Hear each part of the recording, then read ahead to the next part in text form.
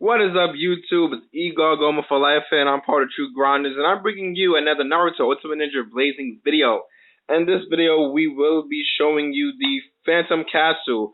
So the Phantom Castle is basically an event period that has a certain amount of floors, right? And the higher floor you go, it's sort of like if you ever played Dokkan Battles, the tournament they do. The World Tournament, there's different ranking and rewards. You get a reward for each tier you reach, and then you get a reward for after at the end of the tournament you get a reward for your current rank. So for this Phantom there are 100. Actually, you can check right here. You can go to rewards. Now when you click on rewards, there are two types. There's floor rewards and there's ranking rewards. The amount of floors all together for this Phantom Cast, which is the first one, is again 100. It should be 100 floors, is it? Yes, it's 100 floors. And when you reach each floor, there's a reward. The rewards get greater the higher the floor you get. Then there's personal rankings. So depending on where you rank, it depends on what you get. From 1 through 100, you'll get 5 Hakus. You'll get 10 health boost, 10 attack boost, and 30 ninja pearls if you can rank between first place and 100th place. If you rank within the 101st to 500 place, you'll get 20 pearls, 10, 10, and 4 Hakus, and if you get 1,000. I'm personally going for the 1,000. My personal rank I want to get is top 100, but I'll settle for the 1,000. And your current rank is always right there. I'm ranked 4,068, so I'm really close to being in the 3,000s, and then 2,000s, 1,000, 500s, and so forth. You have something called Phantom Castle Stamina, which are those 3 little soul chocolate things right there. You have victories and defeats totaled right there. So basically, and the way it works is you click challenge, right? And when you can click team setup, of course, to set your team, and then you have 3 people. So this would be your team, and then it'll show 3 opponents down below. You're able to choose whichever opponent down there you would like to face. The more points the opponent has, the closer the rank they are, the more you would get from defeating them. I usually go for the strongest opponents. You are able to switch it up a little bit with your teams. Like once you see your enemy, you can just switch the team over and choose a team that's best fit for defeating that team. I use one team straight ahead. So I'm going to show you guys what it is. So when you click that person, you go Phantom Castle. It takes a while to come back, but every time you rank up, like if you level up, your stamina comes back fully. So that is one thing you should know. If you rank up, your stamina for your castle comes all the way back, but you do not get EXP for defeating a castle. You would just get ranking points and move on to the next floor or the next 2 floors. You know, because it depends on who did you fight to see how much points they give you to see how far you move ahead. So we're going to start this in. As you see, we only have a certain set amount of HP, which is 3,000. That's what we get from these 3 characters, while they have a total of 25,000 some change. So the way it is when you first hop into the game, you hop in, and you just attack them. Our Naruto is over there, which is going to actually be the perfect setup for us. We're going to want to keep Naruto isolated on our Kabuto. And we're going to let, this is my method of fighting. If you have a Kabuto, it's so good to bring him, because with units like this, as you can see, they have tons of HP and we don't. So look how much damage they do. So our job is going to be just basically keeping this Naruto busy by only using our Kabuto to attack him. He's going to be healing them, of course. They have a healer.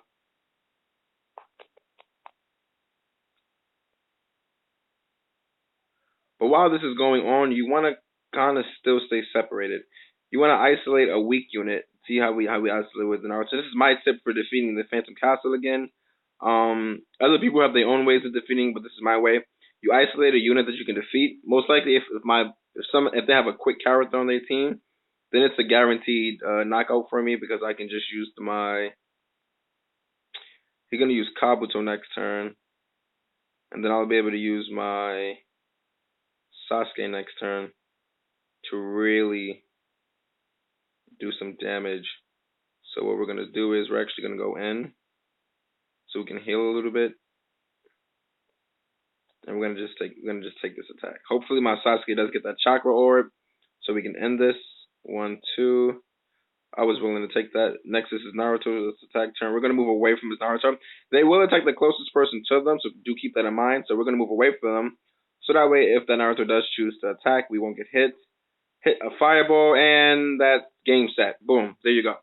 So again, some of these do get hard because that was only a 25,000 HP, and even that was type hard just now. If I didn't create a method myself for my team, every team is different. Some teams have great attack and no weakness. So if you come with a lot of wisdom units, only the bravery units would actually be able to do that much damage against you. So you would kind of have the advantage, I guess, going against most teams. For my team, it's more of an isolation type battle. So right here, as you can see, we have Zabuza, a Sasuke, and a Tenten. Most people would go for the easiest one because they don't want to get any defeats on their record. I personally do care about how many defeats I have, but not so much where it's like if you're playing Pokemon, you turn the game off because you just got a loss. You don't gotta go that hard. The game is not that difficult. So we can either fight the Sasuke or fight the Zabuza. We are actually going to fight the Sasuke because it's the highest rank there, or lowest rank, I want to say, because the closer the number is to 0, the better. So the lowest rank, which is this called Sasuke, and let's see what team he has. As you can see, that I have 5 defeats and 23 or 22 victories, so it's gonna come and go. But the thing is, you should want to again make a team that's good for you. I use Sasuke because his Fireball Jutsu is amazing and you can catch multiple enemies. There's no restriction. You can catch all 3. Same thing with Kiba. You can catch, I believe, 2 to 3 enemies with. I know you can catch more than 1 enemy with Kibas, which is really good. And Kabuto's there for healing. So with this team, as you can see, he has a Kisame in the corner. So whenever I have a blue unit, what I do is I always isolate them. I put him over there. He's gonna attack my Kiba. And I'm gonna move my Kiba in the corner just a little bit, so we can jump these 2. 1, 2, and it's okay. And I'm my Kabuto. So, and then we keep Kabuto over here. So Kabuto and Kiba is gonna be healing while Sasuke is over there doing our main amount of damage. What we might want to do is we might want to see how he only does 1 something with that. That's why we isolate them. Because if he's only doing 1 something to me, I could just run away with these other 2 units. 1, 2. See, they're doing quite a lot of damage. But you want to make sure we do keep them isolated. That's the only hard part. If these units do get distracted and they jump one of my targets, it'll be over. Boom. Massive damage. A pretty good recovery. 1, 2. Okay, then Kabuto is going to now heal.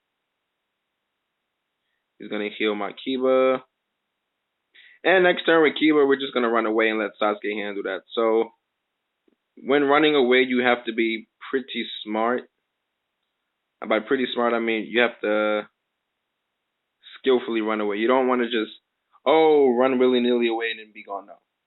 You want to skillfully run away. You don't want to just run completely at the end of the stage because then somebody might follow your character and then you'll be done and you'll lose.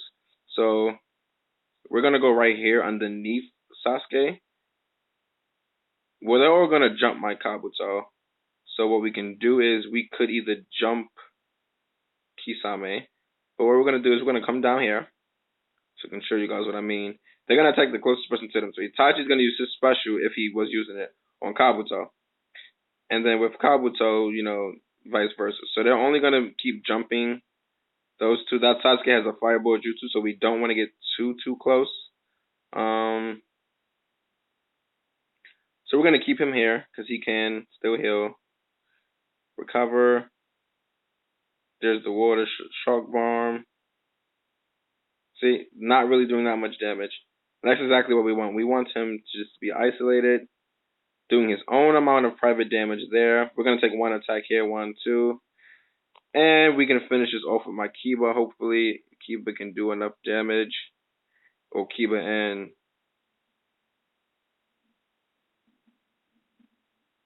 Boom. And that's the whole match. Total match. So again, whenever you're in tough fights with strong opponents, you want to isolate. If there's a match you could just totally take over, by all means, run in there, take it over, get it over with quick. But it does get hard. It starts off really easy, but when you get around where I'm at, this is where most people should be at right now. Around that time, where they're probably like within 50 to 100. It might be even harder than this. That's where you really want to watch yourself. He has a lower rank and give me more points, so we're gonna fight him. And it happens to be a Choji. Perfect. If the captain is a quick, my captain is green, so I can instantly take over. Easy. After this one, that'll be the end of the video, guys. Just trying to show you guys a quick way of the way it works. As you've seen, I almost died last video. Ooh. So yeah, this is Phantom Castle. It's really great. It's really good. I do suggest try to aim to get within the top 5,000 or 1,000 because that way you want to get the Haku. The purse is really what everybody's thinking of, but the Haku is really good out of from what I've seen about the Japanese videos of it. He's pretty useful. He's not like he's the beast unit, you need him to do certain stuff. No. But perfect. My keeper can take advantage of both of those guys. While actually I'm gonna let my Kabuto. I'm gonna try to separate them. So keeper's gonna be over here fighting Kabuto, right? And that Kabuto is gonna fight that Neji.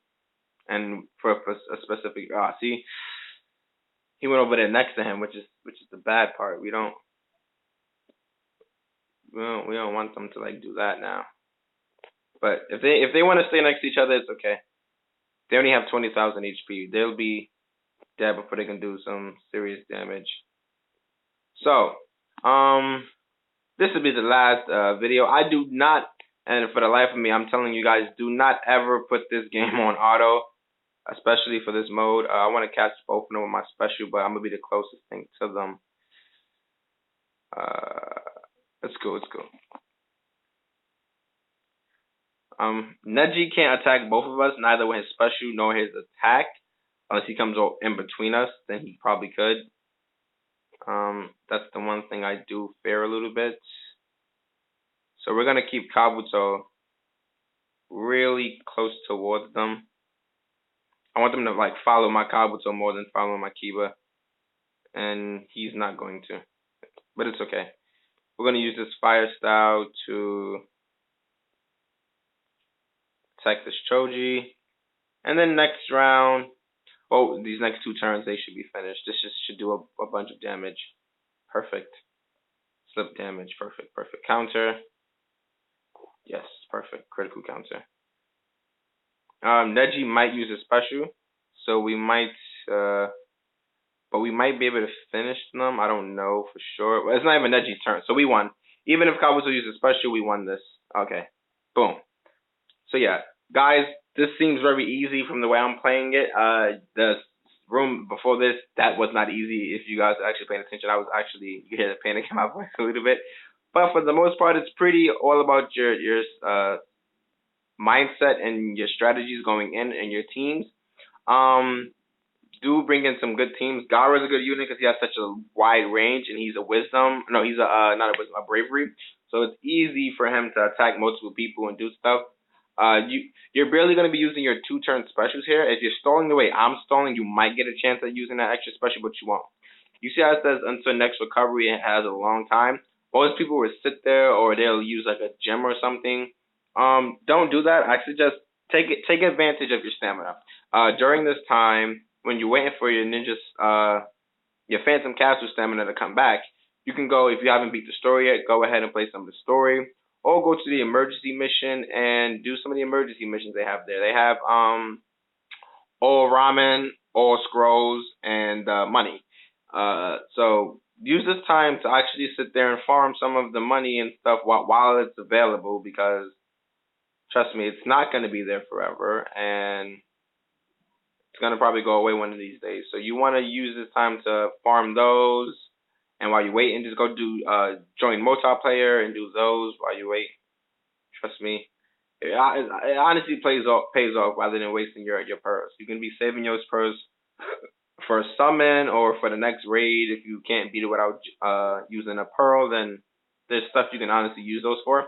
I'm Igor Goldman signing off. That is a small Phantom Castle review. I'll see you guys later. I will do a video when I reach room 50 just to see if there's anything special that's going to be happening there. and I'll see you guys later.